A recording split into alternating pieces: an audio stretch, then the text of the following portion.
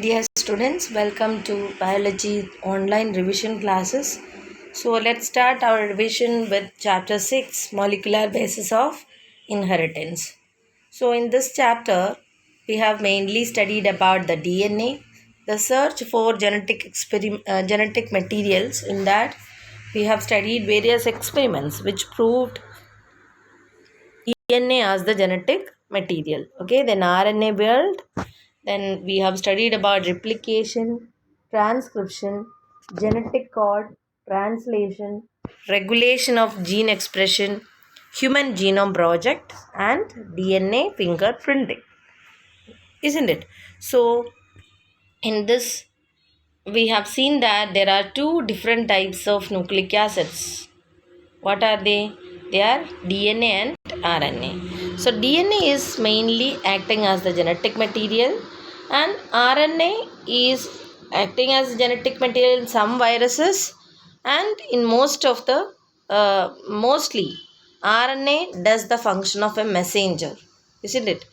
And in addition to that, RNA also plays some roles as an adapter molecule, as the structural molecule, and in some cases as the catalytic molecule, isn't it? Then we have studied the process, the structure of DNA. So the structure of DNA, when you see, it consists of, or it is the polymer of nucleotides, or it is a polynucleotide chain. Understood? So each nucleotide is having a nitrogen base, isn't it? Then it will have a phosphate group and the sugar. Okay, and there will be a sugar which is a deoxyribose sugar. So DNA, I told, it's a polynucleotide, isn't it? Or it's a polymer of deoxyribonucleotide. The length of the DNA is considered or measured as the number of nucleotides present in it, isn't it? How many nucleotides are there? On that basis, the length is measured. Okay, and it's a very characteristic feature of each particular organism, means belonging to one species. A bacteriophage 5x174 is having 5386 nucleotides. On the other hand, bacteriophage lambda is having 48,502 base pairs, and Escherichia coli, it's having 4.6 into 10 to the power 6 base pair, and human haploid content is having 3.3 into 10 to the power 9 base pairs. Understood? So this you just go through for 5x. What is the number of nucleotides? Bacteriophage lambda, and then Escherichia coli and human being. So the structure of this polynucleotide chain, we have already studied this in 11th class, and also this year we have learned. So each nucleotide is having what? A nitrogen base, a pentose sugar, okay, and a phosphate group. So the pentose sugar in DNA is deoxyribose, and in case of RNA it is ribose, isn't it? And the nitrogenous bases are of two types. What are the purines and pyrimidines? What are the purines? Adenine and guanine. Pyrimidine, cytosine, uracil, and thymine. Okay, cytosine is common for both DNA and RNA, and thymine is present in DNA. Uracil is present in RNA in at the place of what thymine. Understood? Then nitrogenous base is linked to the OH of first carbon of pentose sugar through a N-glycosidic linkage. Okay, and they form what? A nucleoside. Okay, like what? Adenosine, deoxyadenosine, guanosine, deoxyguanosine. All this or cytidine, deoxy, cytidine, uridine, or deoxythymidine. So all these are what actually? The nucleosides. Okay. Then when a phosphate group is linked to the OH group of 5 dash carbon of a nucleoside through a phosphodiester linkage, a nucleotide is formed. Okay, so the two nucleotides, so you can say they are linked through 3 dash 5 dash phosphodiester linkage. Okay, so in this way only what the various components they join to form the nucleotides or nucleotides joins to form the nucleic acid. Okay, and a polymer formed will have a free end at one end. Okay, at one end a free phosphate moiety at 5 dash end of the sugar, and that end is known as 5 dash what polynucleotide chain. And at the same time in the other end of the polymer, okay, the sugar will have a free OH group at the 3 dash carbon, and this is known as the 3 dash terminal or end of the polynucleotide chain. Okay, so you can see here in this diagram also, and here you see the 3 dashed end, an OH group is free, it is not joined to any other molecule, so that end is known as what, 3 dash end. And here you see, okay, here you can see a 5 dash end. At the 5 dash end, okay, there will be, so a polymer will have, okay, at 5 dash end they will have a free phosphate group, okay, at the 5 dash end of the sugar, and that is known as what, 5 dash end. And what is 3 dash?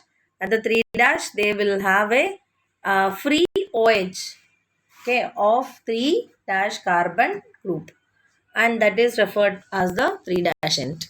Understood? So like this you can see one 5 dash end and the other 3 dash, the other side is referred as what, 3 dash end. Okay, so in this way the sugar strands, sorry, the DNA strands, there are two strands and they will be in opposite direction, so we can say that they are having opposite polarity. Okay, in RNA every nucleotide will have a additional OH group present at the 2 dash position in the ribose. Okay, and in RNA the uracil is found at the place of thymine. Okay, so this is the reason why RNA is more reactive than DNA. Okay, so in each nucleotide there will be an additional OH group, okay, present at the 2 dash position, and also uracil is there in place of what, thymine. Understood? So because of all this, okay, RNA is more reactive than DNA. Okay, then DNA was first isolated, okay, in that is DNA is present in nucleus was first identified by Frederick Miescher. Okay, and he named it as nuclein, and after many years only, okay, the structure of DNA was elucidated, and it was done by James Watson and Francis Crick, based on what, based on the X-ray diffraction data produced by Morris Wilkins and Rosalind Franklin. Okay, so based on the X-ray diffraction data by Morris Wilkins and Rosalind Franklin, who proposed the model of DNA, Watson and Crick. Okay, so they proposed the double helical model of DNA, and the proposition was based on the observation of Chargaff's rule. Okay, that for a double stranded DNA, the ratio between adenine and thymine and guanine and cytosine and are constant and equals to 1. So based on two data, one is what, by the diffraction what data produced by diffraction data, X-ray diffraction data produced by Morris Wilkins and Rosalind Franklin. Okay, then another what finding that helped this Watson and Crick to make their double helix model of DNA was what? The observation of Irving Chargaff. Okay, Chargaff rules we can say it as. That is the ratio between adenine and thymine and guanine and cytosine will be equal and equals to 1 and it will be constant. On this basis only they proposed the double helix model. Okay, so the as you know there are two strands and one will act as the template for the formation of new strand. Okay, so from a single DNA two double stranded DNA will be formed, okay, by a process known as DNA replication. So all the properties of DNA could be explained by the DNA double helix model. So what are the salient features of double helix model? The DNA is made up of two polynucleotide chains, okay, and in that you can see sugar and phosphate, okay, and the bases they will be project inside, like it forms the steps. The two chains are having anti-parallel polarity, that is, if one chain is in 3 dash 5 dash direction, the other will be in the 5 dash 3 dash direction. Okay, the bases in two strands are, they are joined by hydrogen and, isn't it, hydrogen bonds, and between adenine and guanine, okay, adenine and thymine, there will be two hydrogen bonds, and cytosine and guanine, they are joined by three hydrogen bonds, okay, and always you can see that a purine will be seen opposite to a pyrimidine. Okay, so this helps to maintain a uniform distance between the two strands of the helix, isn't it? As you know, purines are double ringed structures and pyrimidines are only single ringed structures. So always you can see a purine will be seen associated with pyrimidine. Okay, and this helps to maintain the distance between the two strands of the DNA, means from one end to the other end. Okay, and the chains are coined in right hand fashion, and the pitch of the helix is 3.4 nanometer, understood, and around 10 base pairs are there in each turn. So the distance between a base pair in a helix is 0.34, okay, nanometer, 0.34 nanometer, and what is the pitch of the helix is 3.4 nanometer. Is it clear? And in each turn how many base pairs? 10. So what will be the distance between two adjacent base pairs? 0.34. Okay, then the plane of one base pair stacks over the other, and in addition to H bond that confirms the stability of helical structure can be asked. Okay, so there are what various reasons that confers stability to DNA. Okay, that is the plane of one base pair will be stacking to over the other one, understood? So it increases the stability along with what? H bonds. Okay, H bonds are there between the nitrogen bases, isn't it? So the proposition of a double helix structure of DNA and its simplicity, okay, in explaining the genetic implications become very revolutionary. Okay, so after that Francis Crick also proposed the central dogma, that is, the genetic information flows from DNA to RNA and RNA to protein. So this is known as the central dogma of genetics. Okay, the flow of information from DNA to RNA and RNA to protein is known as what? Central dogma. So the process of transfer of the information or the formation of RNA from DNA is known as transcription, and the formation of proteins from RNA is known as translation. Okay, and in some cases in reverse direction also this process can take place. We have studied, isn't it, RNA viruses or viruses. In them, RNA will be the genetic material, and to DNA, it will form DNA from the RNA by a process called what? The reverse transcription. Okay. Then next what we have studied is packaging of DNA helix. Okay. We have studied that the DNA consists of what? 3.4 into 10 to the power, isn't it, 9 base pairs in a haploid set.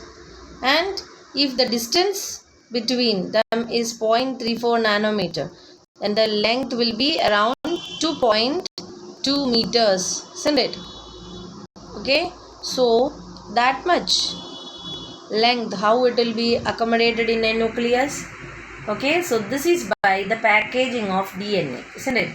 So in prokaryotes, how it is, they do not have a defined nucleus, so DNA is scattered here and there, isn't it? And in them, DNA, as they are negatively charged, is held with some proteins, okay, that are positive in charges in a region known as nucleoid. So what is nucleoid? The region where you can find the DNA in a prokaryotic cell. How the DNA is arranged? The DNA is arranged around, DNA being negatively charged molecules are arranged with, okay, certain proteins that are positively charged. In what eukaryotes, in them the positively charged basic proteins are there known as histones, and a protein, how they become positive or negative by the presence of amino acids. What kind of amino acids are there in them? Understood? So histones are rich in basic amino acids, lysine and arginine. Okay, and this carries positive charge, and they form an octamer of 8 molecules called histone octamer, and the negatively charged DNA will be wrapped around the positively charged histone octamer and form the nucleosomes. Okay, so what are nucleosomes? They contain histone octamer. Okay, means in around that what will be wrapped? The negatively charged DNA, what it will be wrapped around to form the nucleosome. Okay, and the typical nucleosome consists of 200 base pairs. Okay, and nucleosomes constitute the repeating unit of a structure in the nucleus known as chromatin. We have studied that chromatins are what? Thread-like structures, and in that you can see some repeating units. What are these repeating units? Nucleosomes. Okay, and in chromatin they will be seen as beads on the string. Okay, and they are packaged to form chromatin fibers that are again coiled and condensed at metaphasic stage to form the chromosomes.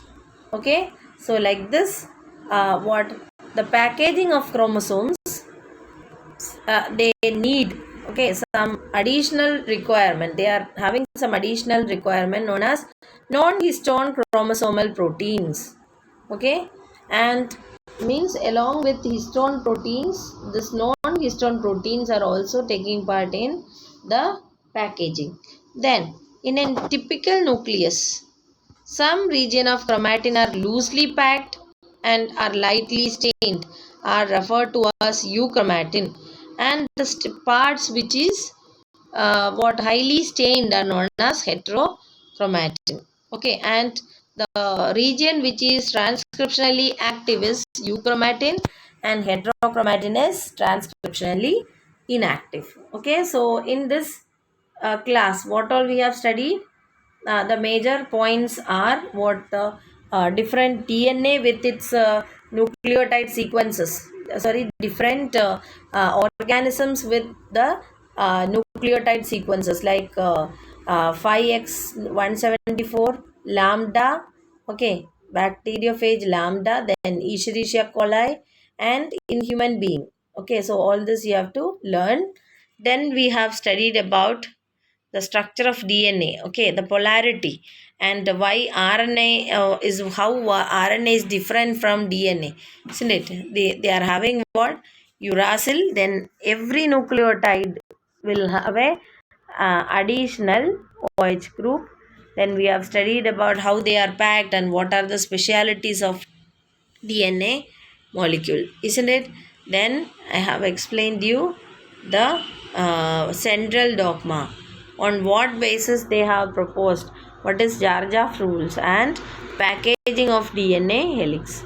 So hope this much is very clear. We'll continue in the next class. Thank you.